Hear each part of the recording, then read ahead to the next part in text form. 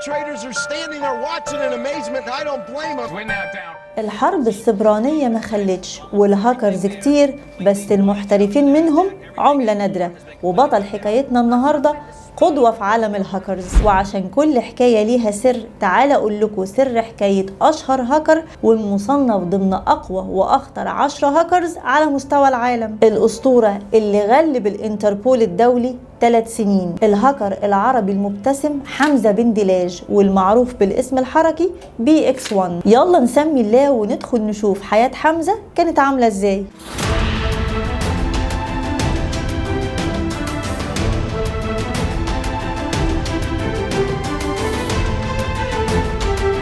حمزة اتولد سنة 1988 في الجزائر في أسرة على قد حالها، وتخرج من جامعة باب زوار العلوم للتكنولوجيا سنة 2008، وكان تخصصه الإعلام الآلي. طبعا هتقولولي هو من إمتى الإعلام الآلي بيخرج هاكرز؟ الإعلام الآلي طبعا ملوش علاقة، بس حمزة لما دخل مجال الهاكينج دخله عن اقتناع وعن شغف بالمجال، ومن شدة حبه كان بيدي الموضوع ده كل وقته، لدرجة إنه اتقال إن كان بيقعد على الكمبيوتر لمدة 24 ساعة متواصل. وعشان اللي عايز حاجة بيعملها بصرف النظر عن الإمكانيات، حمزة علم نفسه بنفسه. ما هو النت بحر واسع وما سابش حاجة لو ذكرها، لحد ما تمكن كويس جدا من اللي بيعمله. فقال لك بس كده اخد دورة تدريبية او كورس يعني عشان ابقى تقيل في عالم الهاكر اللي انا دخلته. والموضوع بقى جد جدا معاه ومفهوش تهريج، وفعلا ما كدبش خبر وقعد يدرس كورس مدته 3 سنين. والكورس ده كان وش السعد عليه وفتح له طاقة القدر عشان دخل عالم الهاكرز من اوسع ابوابه، وقدر يهكر اخطر مواقع واقوى بنوك في العالم. ما العالم حلو برضه وكل حاجة لازم تبقى مدروسة. والحقيقة ان حمزة اختار الجانب الايجابي في موضوع الهاكينج ده، لانه انضم لعالم الهاكرز الاخلاقي. والسؤال هنا، هو في هاكر اخلاقي وهاكر غير اخلاقي؟ ايوه طبعا. الهاكر الاخلاقي ده لما بيلاقي ثغرات في مواقع ما بيستغلهاش ويسرق بيها بيانات او فلوس، وبصراحة حمزة كان من النوع ده. هتقولوا لي طيب ولما هو ما بيستغلهاش بيعمل بيها ايه؟ اقول لك انا يا سيدي.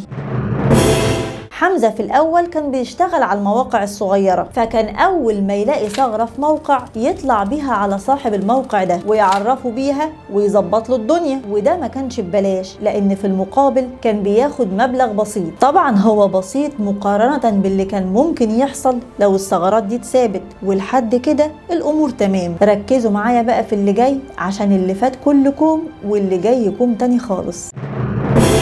لأن حمزة ما وقفش على كده وبس، حمزة بدأ يوصل لثغرات في البنوك العالمية. بس تفتكروا هيعمل ايه في الحالة دي؟ هل هيفضل هاكر أخلاقي زي ما هو؟ تعالوا نشوف. تخيلوا فعلا انه زي ما كان بيعمل مع المواقع الصغيرة عمل مع البنوك الكبيرة. كان بيروح يقول لهم على الثغرات ويقبض من 50 ل 150 ألف دولار على كل ثغرة. عشان كده اتقال عن حمزة انه قدوة في عالم الهاكرز. الموضوع بدأ يكبر مع حمزة وخد شكل تاني خالص، وهنا نقطة التحول الحقيقية في حياته.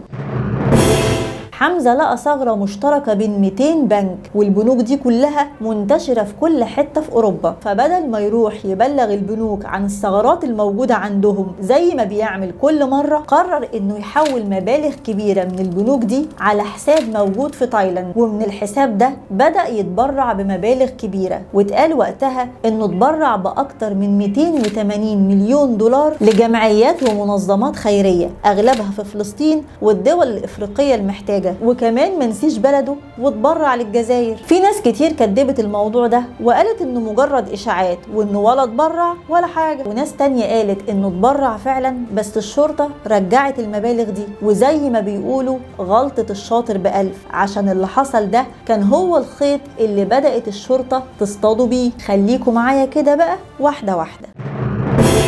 لما الموضوع ده اتعرف الشرطة ما وقفتش الحساب ولا صدرت الفلوس زي ما كان المفروض يحصل، بالعكس دي سابت كل حاجة زي ما هي عشان تفضل عينيها على الحساب وتعرف مين صاحبه، لان ما كانش فيه اي معلومة عن حمزة. هتقولولي يعني هو الحساب كان من غير اسم؟ الهاكرز يا جماعة عمرهم ما بيدخلوا بحساباتهم ولا ببلادهم الاصلية ولا بالاي بي بتاعهم عشان يصعبوا الموضوع على اي حد مش يفكر يمسكهم، لا يراقبهم حتى، المهم ان الفلوس في حساب تايلاند زي ما هي والمراقبة شغالة. فلو مليم واحد اتسحب بيتبعت انذار للشرطة في لحظتها ويتعرف الوقت والفرع اللي اتسحبت منه الفلوس. حمزة فضل مدوخ الاف بي اي بجلالة قدرها 3 سنين. تخيلوا الشرطة مراقبة الحساب ومستنية 3 سنين اي حد يسحب اي حاجة، لحد ما حمزة قرر ياخد اجازة ويطلع يقضيها في تايلاند. والرحلة دي كانت ذهاب بلا عودة. حمزة سافر وهو حاطط في بطنه بطيخة صيفي حسابه فيه 20 مليون دولار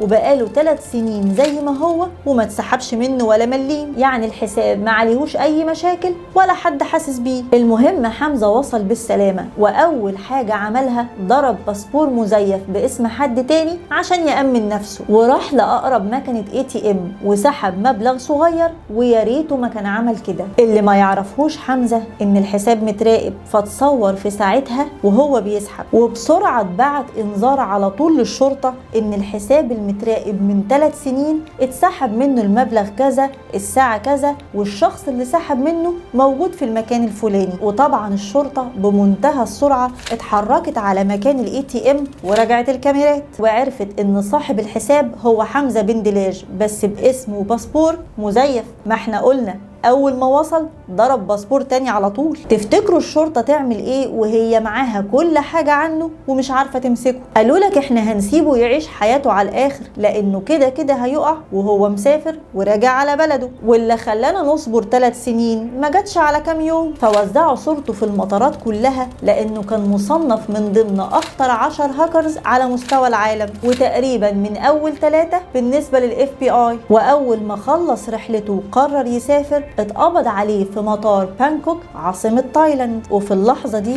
انتشرت له صورة وهو بيضحك، ومن هنا جه لقب الهاكر المبتسم. والكلام ده كان سنة 2013. ومن هنا تبان مدى خطورة وأهمية حمزة إنه يتقبض عليه بالتعاون بين الانتربول الدولي وتايلاند. المهم إن بعد عملية القبض ما تمت اتوجهت له تهم كتير جدا. خد عندك يا سيدي اختراق 217 بنك على مستوى العالم والاستيلاء على 4 مليار دولار، الهجوم على أكتر من 8000 موقع فرنسي، سيطرته على مواقع القنصليات الأوروبية، وأخيرا إصداره التأشيرات لشباب الجزائر كده بشكل مجاني، وبناء عليه تم اعتقاله. وده كله عمله حمزة عن طريق فيروس اسمه سباي اي اللي طوره مع هاكر تاني اسمه ألكسندر فيتش. وقدروا هما الاتنين يزرعوا الفيروس ده في 60 مليون كمبيوتر ويسرقوا الحسابات البنكية لأصحاب الأجهزة دي. وعشان تعرفوا مدى خطورة الفيروس ده، ما بين 2010 و2012 حصل توجيه للبنوك كلها إنها تجري عملية تنظيف لقواعد بياناتها بس عشان تقلل الضرر الناتج عن الفيروس ده. وعلى فكرة الإجراء ده ما بيتعملش إلا لو كانت الدنيا بايظة خالص. ومش بس كده، دي الشرطة كمان أثبتت على حمزة إنه ساعة القبض عليه كان معاه جهاز لابتوب وشريحة تليفون بتشتغل بالأقمار الصناعية. وطبعا الناس هتقولي هي الشريحة كمان بقت تهمة. المشكلة إن النوع ده من الشرايح مستحيل حد يراقبها أو يتعقبها، حاجة كده معمولة للعصابات. وده طبعا غير السيديهات اللي مسكوها معاه، وبكده القضية لبسته بالكامل. الحقيقة ان في دول كتير طلبت القبض عليه، لكن ظهرت امريكا في الموضوع وقالت لهم لا، حمزة ده يخصني وانا عايزاه. وفعلا الانتربول الدولي قبض عليه في تايلاند من هنا وسلمه للاف بي اي في امريكا من هنا عشان يتم ترحيله وسجنه في ولاية جورجيا. وطبعا دي كانت الصدمة الكبرى، لان الاجراء الطبيعي انه يتحول على بلده ومحدش يختلف انه لازم يتحاكم وياخد جزاؤه. وهنا تظهر علامة استفهام كبيرة، ليه أمريكا وليه ما رجعش لبلده الأصلي الجزائر؟ حمزة يا جماعة كان محطوط في قائمة أخطر الهاكرز، وده بسبب اختراقه لمواقع صهيونية حيوية تحت سيطرة الحكومة الإسرائيلية. أظن كده عرفتوا ليه أمريكا هي اللي فازت بيه في الآخر. وعشان كده كان في جهود صهيونية كبيرة جدا بالتعاون مع أمريكا عشان تفرج عن حمزة. وهنا السؤال، عايزين تفرجوا عنه بعد ما صبرتوا عليه 3 سنين بحالهم عشان تقبضوا عليه؟ قال لك لا، ما هو في مقابل. وده يا سيدي إن حمزة يأمن المواقع الصهيونية المخترقة بعد ما فضح مخطط الصهاينة الكامل تجاه فلسطين. الحقيقة ياخدوا جايزة أوسكار في ازدواجية المعايير. قبضتوا على حمزة عشان ضر الملايين بالفيروس بتاعه وهكر بنوك عالمية، فالراجل ده خطير ولازم تحموا البشرية منه، بس مستعدين تفرجوا عنه لو ده هيساعدكم وفي مصلحتكم. ويجي رد حمزة الصادم للكيان الصهيوني اللي يخليك تكن كل الاحترام والتقدير للراجل ده، وهو الرفض. حمزة رفض الإفراج عنه بالطريقة دي وفضل إنه يفضل مسجون عن إنه ياخد حريته ويشتغل مع الصهاينة.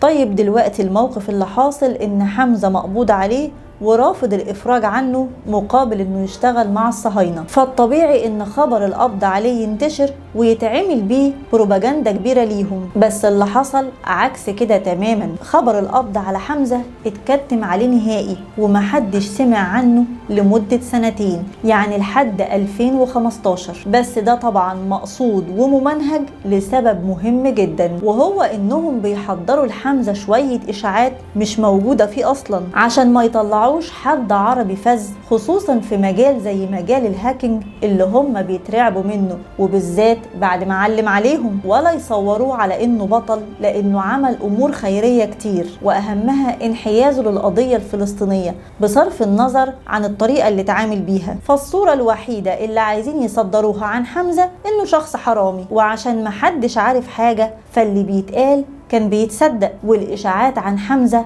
انتشرت زي النار في الهشيم، لدرجة إنهم قالوا عليه إنه كان بيسرق من كل الدول، وده طبعا كده. حتى خبر إعدامه كان إشاعة، وسفيرة الولايات المتحدة في الجزائر نفت الكلام ده خالص، وقالت إن الجرائم الإلكترونية ما بتوصلش عقوبتها للإعدام أبدا، وإن أقصى عقوبة ما بتزيدش بأي حال من الأحوال عن الحبس. هتقولولي طيب وفين عيلته من اللي بيحصل ده كله؟ عيلته بقى كوم تاني خالص. تخيلوا انهم ما يعرفوش اي حاجة عنه ولا حتى مكانه، ويسمعوا اشاعة اعدامه زيهم زي باقي الناس. الله يكون في عونهم بصراحة. بس الكلام الحقيقي فعلا ان حمزة اتحكم عليه بالسجن 15 سنة، واللي هي من 2013، يعني المفروض يخرج 2028، ده غير 3 سنين تحت المراقبة. أما شريكه ألكسندر أندرفيتش اللي عنده 27 سنة اتحكم عليه بالسجن 9 سنين و6 شهور. بس حمزة وهو في السجن ما استسلمش وقدم طلبات كتيرة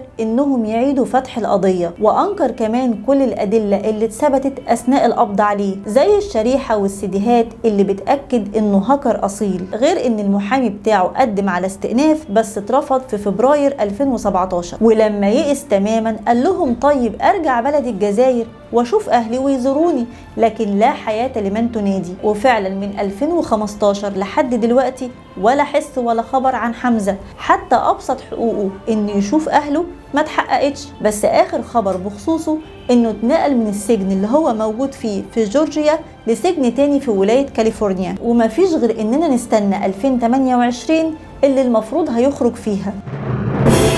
في النهاية عايزة أقول إن بصرف النظر عن إن الغاية لا تبرر الوسيلة، وإن النية الطيبة عمرها ما تبرر الفعل الغلط، وزي ما أي حاجة في الحياة سلاح ذو حدين، وإحنا اللي بنحدد أي حد فيهم هنستخدمه حسب توجهنا. هتفضل القضية الفلسطينية في وجدان كل عربي، وهيفضل كل واحد مننا بيقدم اللي يقدر عليه لخدمة إخواتنا وأهلنا في فلسطين، وهيفضل كرهنا ورفضنا للكيان الصهيوني عايش جوانا مهما حصل. وبكده خلصت حلقتنا. استنونا في حلقة جديدة وسر جديد من سر الحكاية.